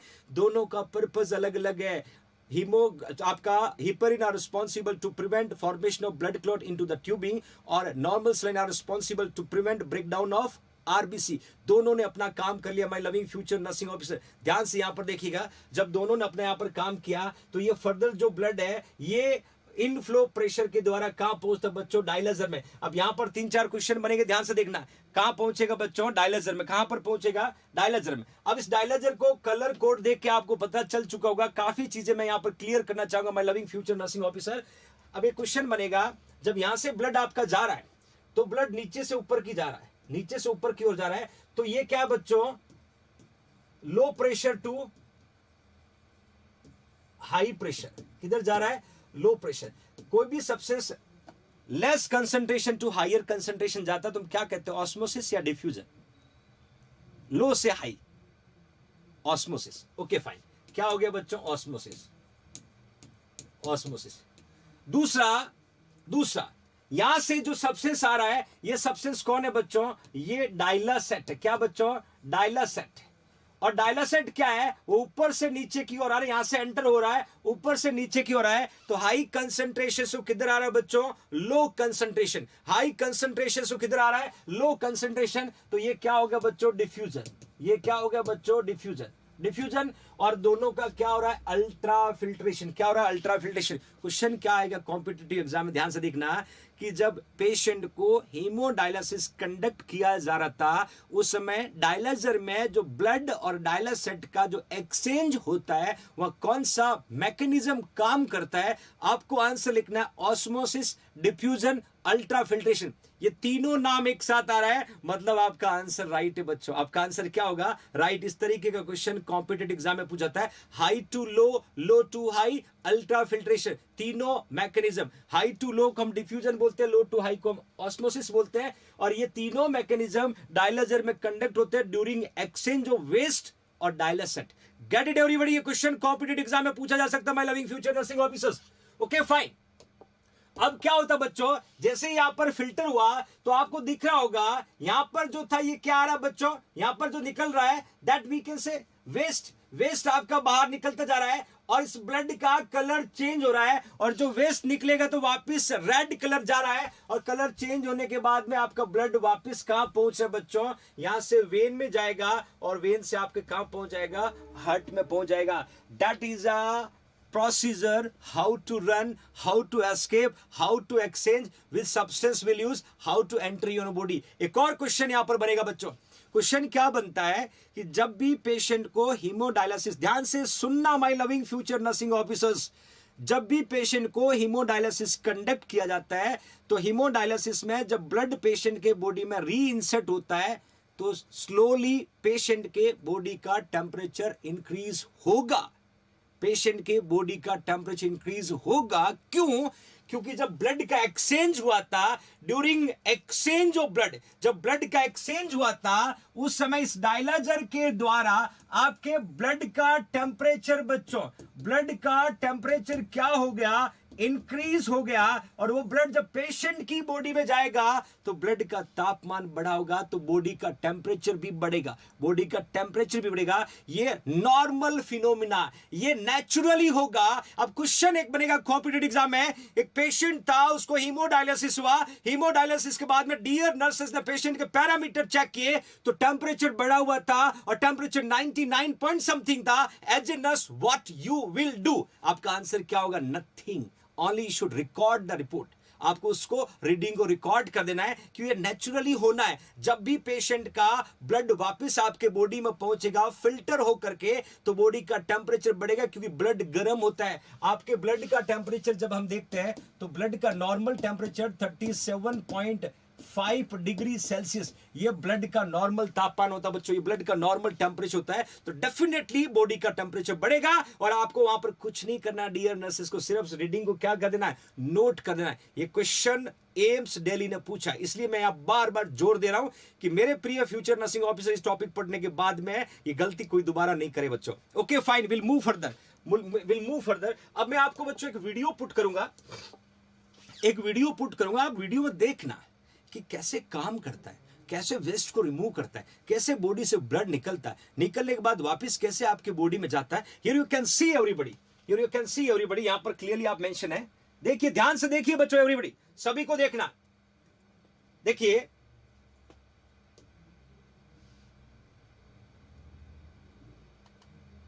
अब यहां पर आप देखिएगा बच्चों, मैंने पूरा प्रोसीजर आपके सामने पुट किया है। ये पेशेंट का वेन है, ये पेशेंट का आर्टरी है। आपने देखा यहां पर ग्राफ्ट दिख रहा होगा बच्चों, यहां पर आपको क्या दिख रहा है? ग्राफ्ट। ये क्या दिख रहा है बच्चा? मैंने ग्राफ्ट, ग्राफ्ट मैंने कहा था कि हम एक तो गोरे टेक्स का ग्राफ्ट यूज कर सकते हैं, दूसरा मैंने कहा था बोविन काउ की कैरोटिड आर्टरी का यूज कर सकते हैं। दोनों चीजें आपको क्लियर थी? Okay fine. इस ग्राफ्ट में आप देखोगे, यहां पर ध्यान से देखना बच्चों, यहां मैंने ब्लड पंप भी लिखा है, एयर डिटेक्टर भी लिखा है। जब ब्लड यहां से निकलेगा, जब ब्लड यहां से निकलेगा, ब्लड गया आपके डिवाइस में अंदर, उसका नाम क्या था बच्चों? डायलाइजर। दूसरी तरफ से कौन आ रहा है? दूसरी तरफ से कौन आ रहा है बच्चों? फ्रेश डायलासेट आ रहा है। ब्लड का पुट होना डायलाइजर में और एक तरफ से फ्रेश डायलासेट आ रहा है। डायलासेट ऊपर जा रहा है, less concentration to high concentration, blood high concentration to less concentration, दोनों मैकेनिज्म काम करे, डिफ्यूजन और ऑस्मोसिस। जैसे ही पेशेंट का ये डायलासेट ऊपर जाएगा, ये ब्लड से वेस्ट को लेगा और किस में कलेक्ट कर देगा? यूज डायलासेट कलेक्ट होने लगेगा और ब्लड फिल्टर होकर के वापस कहां पहुंचेगा? आपकी बॉडी में। और इस डायलासेट को पुट करने के लिए मैंने कहा था कंप्रेशन एयर पंप का यूज करते हैं, जो डायलासेट को लेस कंसंट्रेशन से हाई कंसंट्रेशन की ओर मूव करता है। एक बार फिर आप इस वीडियो को ध्यान से देखना, एक बार फिर बच्चों आप इस वीडियो को ध्यान से देखना। You can see everybody, watch everyone, how to collect waste, how to collect waste, watch every future nursing officers।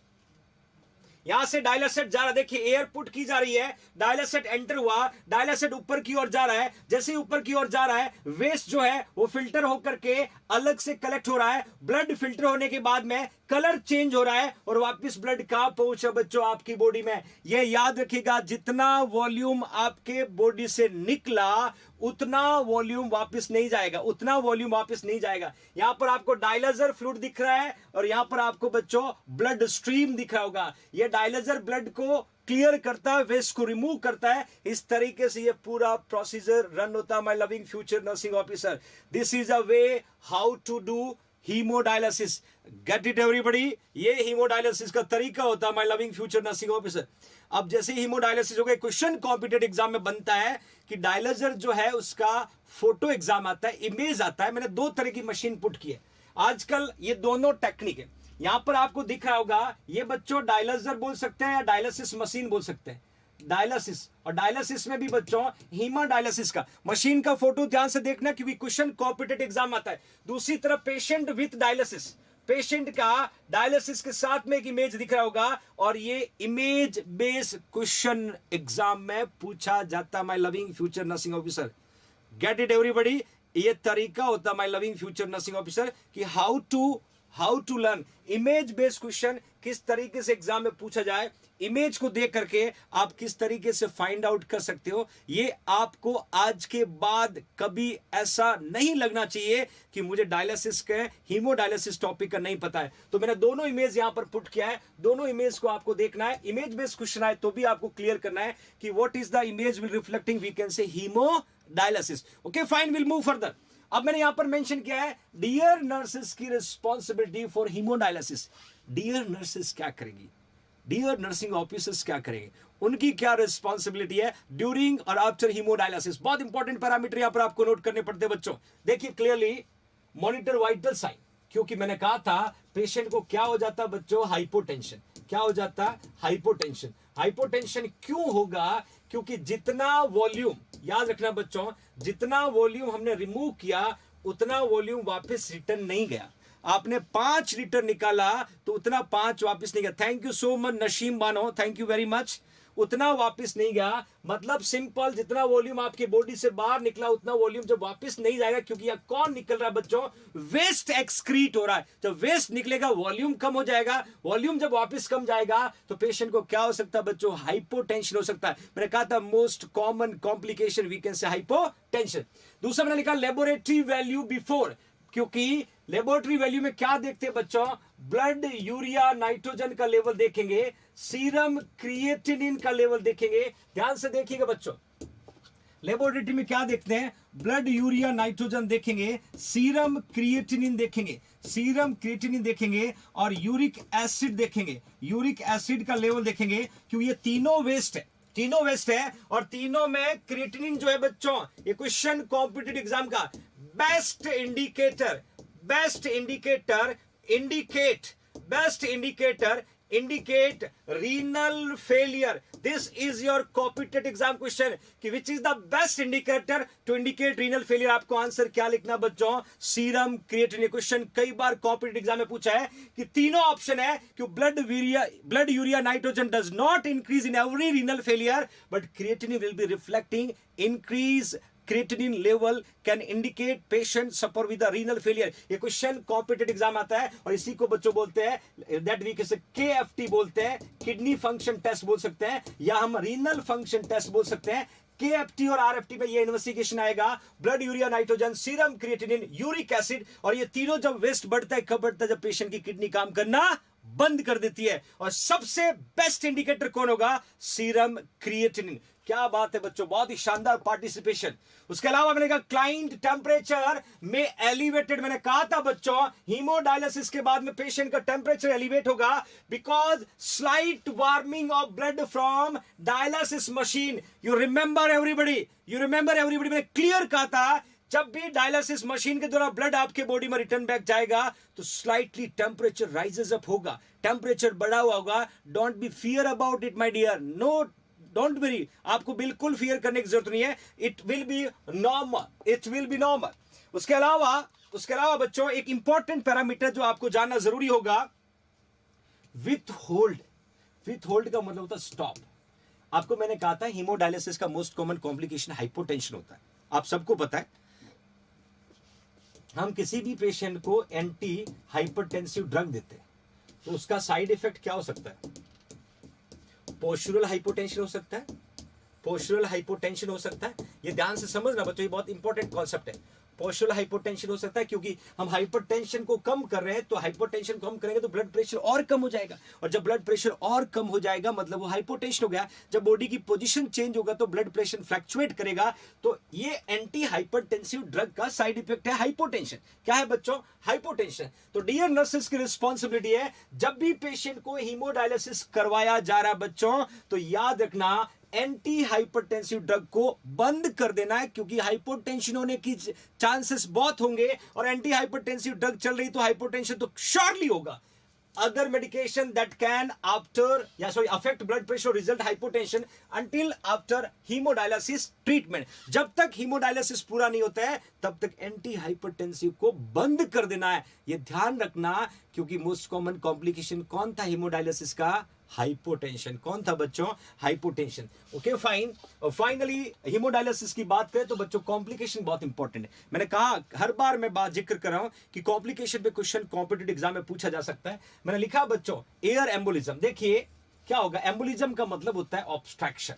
Embolism का मतलब क्या होता है बच्चों? ऑब्स्ट्रक्शन। ध्यान से देखना, ऑब्स्ट्रक्शन क्या होगा। ये पेशेंट का आपने यहां पर external artery venous shunt develop किया, यहां से ब्लड निकला, यहां से ब्लड एंटर किया, और एंटर करते समय एयर एंटर हो गया, तो डेफिनेटली एयर ट्रेवल करके ब्लड वेसल्स में जाएगा, और ये क्या कॉज कर देगा बच्चों? एम्बोलिज्म। क्या कॉज कर देगा? एम्बोलिज्म। तो ध्यान रखना है कि एयर एम्बोलिज्म से प्रिवेंट करना डियर नर्सेस की रिस्पॉन्सिबिलिटी होगी, लीकिंग कहीं पर नहीं हो।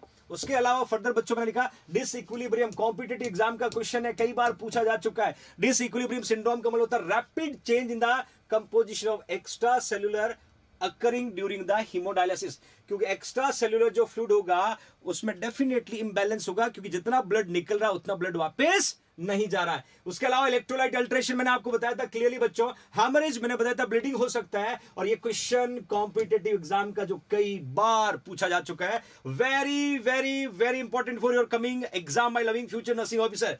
Hypotension is the most common complication for haemodialysis. मैं बताऊंगा पेरिटोनियल डायलिसिस का मोस्ट कॉमन कॉम्प्लिकेशन पेरिटोनाइटिस होता है। नेक्स्ट क्लास में ये पढ़ाऊंगा बच्चों, ध्यान रखिएगा। और सेप्सिस हो सकता है। सेप्सिस का मतलब होता है present of micro organism. Sepsis का मतलब होता है बच्चों प्रेजेंट ऑफ माइक्रो ऑर्गेनिज्म। कहीं पर भी माइक्रो ऑर्गेनिज्म प्रेजेंस है that we can say sepsis. तो सेप्सिस हो सकता है बच्चे को, पेशेंट को सेप्सिस हो सकता है बच्चों।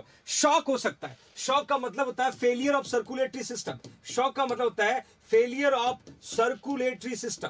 Circulatory system to maintain adequate blood flow. ध्यान से देना बच्चों, blood flow towards body organ. आपकी बॉडी ऑर्गन के टूवर्ड्स जितना ब्लड फ्लो चाहिए उतना ब्लड फ्लो नहीं जाना, that condition we can say shock. क्या कहेंगे बच्चों? That condition we can say shock. तो शॉक हो सकता है क्योंकि ब्लड वॉल्यूम निकाल रहा है, उतना ब्लड वापस नहीं जा रहा है, तो वॉल्यूम की कमी होगी, तो आपका हार्ट उतना ब्लड ऑर्गन को नहीं दे पाएगा जितना ब्लड ऑर्गन को देना चाहिए। तो क्या डेवलप हो सकता है बच्चों? शॉक डेवलप हो सकता है। शॉक डेवलप हो सकता है। और फाइनली आज की जर्नी अपनी यहीं तक थी, जिसमें हमने पढ़ा बच्चों हीमोडायलिसिस, और कोशिश की हीमोडायलिसिस पे बनने वाले हर इंपॉर्टेंट कंटेंट को हमने डिस्कस किया। मुझे पूरी उम्मीद है आपको काफी मजा आया होगा, और इस टॉपिक को पढ़ने के बाद शायद आपको कोई क्वेरी नहीं रहे, आप किसी भी बुक के क्वेश्चन को सॉल्व कर सकते हो। ज्यादा एक्सेस इधर उधर का लपेटने से बेटर है वो कंटेंट आप तक दिया जाए जो आपको एक फ्रेम में डिलीवर करे, वो थॉट को आप लंबे समय तक याद रख सको, ताकि आप आने वाले कॉम्पिटिटिव एग्जाम में सेलेक्ट हो सको। तो my loving future nursing officer, आज की क्लास अपनी यहीं तक रहेगी। एक छोटी सी कोशिश थी आप लोगों के लिए, ये कोशिश निरंतर बनी रहेगी, बस आपका प्यार हमेशा बना रहे। सब्सक्रिप्शन लगातार आप बढ़ते जा रहे हो, बढ़ाते रहिएगा बच्चों। इसको लगातार बढ़ाते बढ़ाते अपने को 1 लाख सब्सक्रिप्शन तक पहुंचना है। जितने भी फ्यूचर नर्सिंग ऑफिसर अपने डीपी पे जैन का लोगो लगाना ना भूलें। प्यार बनाए रखिएगा, माँ बाप का रेस्पेक्ट करिएगा, बड़ों का आदर करिएगा, झूठ नहीं बोलना है, ज्यादा फेंकना नहीं है, सुबह 5 बजे उठना है, और हमेशा खुद को कंफर्ट जोन से निकाल के पैनिक सिचुएशन में पुट करना है। You should feel pain. What do you mean by pain? महसूस करें और उस सिचुएशन को एडजस्ट करना सीखें। धीरे धीरे आप जिंदगी के उस शिखर की तरफ बढ़ने लगोगे जो सपना आपने देखा है। हमेशा कंफर्ट जोन ढूंढोगे तो तरक्की नहीं होगी। 5 बजे उठने वाले लोग अधिकतर जिंदगी में सफल होते हैं। 99.99% वो लोग सफल होते हैं जो 5 बजे उठ के पढ़ना शुरू कर देते हैं और जिंदगी के सपने पूरे करने के लिए लग जाते हैं। आपको भी यही करना है और आपके सपने पूरा करेंगे और आपका सपने पूरे करके आपके परिवार में खुशियां देने की पूरी कोशिश करेंगे। हमेशा अपना स्नेह बनाए रखिएगा और 4 बजे की क्लास निरंतर बनी रहेगी, मेरी कोशिश जारी रहेगी। कल फिर मुलाकात करूंगा। तब तक के लिए अपना ख्याल रखिएगा, हेल्थी रहिएगा, माँ बाप का ध्यान रखिएगा। बच्चों, बहुत ही अनमोल रत्न है लाइफ के। माँ बाप आपकी जिंदगी के वो अनमोल हीरे हैं जिसका कोई सब्स्टिट्यूट इस दुनिया में नहीं है, कोई मुकाबला इस दुनिया में नहीं है। डांटेंगे, चिल्लाएंगे, मारेंगे, बट जिंदगी के संकट में आपके साथ हमेशा वो ही खड़े होंगे। तो माँ बाप का विशेष ख्याल रखिएगा, रिस्पेक्ट करिएगा और खुश रहिएगा जिंदगी में। कल मुलाकात करूंगा बच्चों आपसे। तब तक के लिए जय हिंद, जय भारत।